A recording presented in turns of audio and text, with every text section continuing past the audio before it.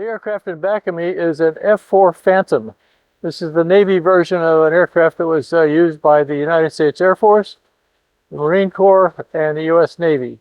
It was designed originally in the late 1950s. It was designed to be an air interceptor. In the late 50s, early 60s, we were concerned about Russian bombers coming to attack the United States. So we designed aircraft that could fly to intercept them at high speeds. This airplane is a Mach 2.2 aircraft, meaning twice the speed of sound. The Navy used it to defend their carriers, and the Air Force used it to intercept incoming bombers. It was a multi-role aircraft. It could do air intercept, it could do ground attack, and it could also do nuclear attack. And its later part of its active duty career, it was used to intercept Russian missiles, surface-to-air missiles. They carried something called a Shrike missile, and they could intercept radar waves, and then from a SAM site, surface-to-air missile site, and then fire a Shrike missile to put it out. That was called the Wild Weasel mission. Even in the early stages of the war in Afghanistan and Iraq, it was used for that mission. The Navy used it for air intercept, of course, and they also in Vietnam used it for air-to-ground bombing. There's not much difference between the two aircraft, fundamentally, except that the Navy version has no controls to pilot the airplane from the back seat. The U.S. Air Force airplane had controls in the back seat, or the back seat person could fly it.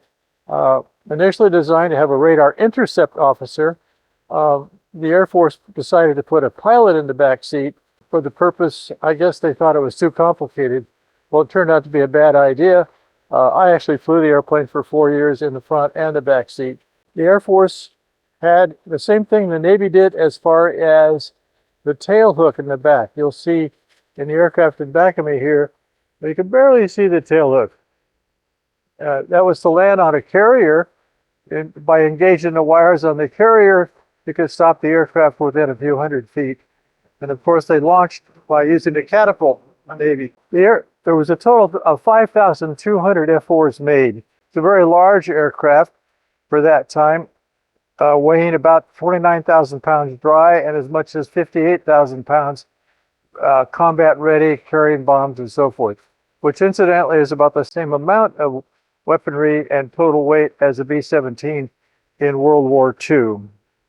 The significant thing about this particular aircraft is it was flown by Randy Duke Cunningham, a Navy ace, the only Navy ace in World War Vietnam, and his backseater was named Willie Driscoll, also an ace. Overall, the success rate of the Phantom in Vietnam, early in the war, Air Force and Navy, was not that successful in air-to-air combat. But when they developed tactics at the Air Force and Navy fighter weapons schools, Navy, of course, being called Top Gun, they developed techniques to be able to fundamentally fight successfully against the North Vietnamese aircraft, the MiG-17 and MiG-21 in particular. A couple more significant things about the F-4. It set some time to climb records. It made it to 10,000 feet in 34 seconds at one point. An extraordinarily powerful airplane.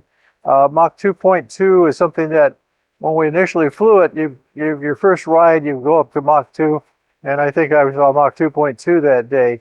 Both the airplanes could be refueled in the air. The armament for the F-4, we had the Sparrow missile, which was basically a missile that you could fire from a distance. It was a radar missile. I think the maximum range was about 20 miles in a head-on situation.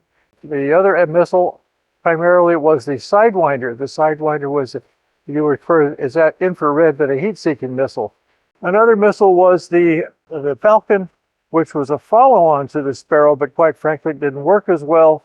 And in the famous flight where Colonel Robin Olds led a flight of F-4s pretending to be Thunder Chiefs, and they were successful in shooting down 7 MiGs. Well, through the entire career of the F-4, they carried all kinds of different weapons.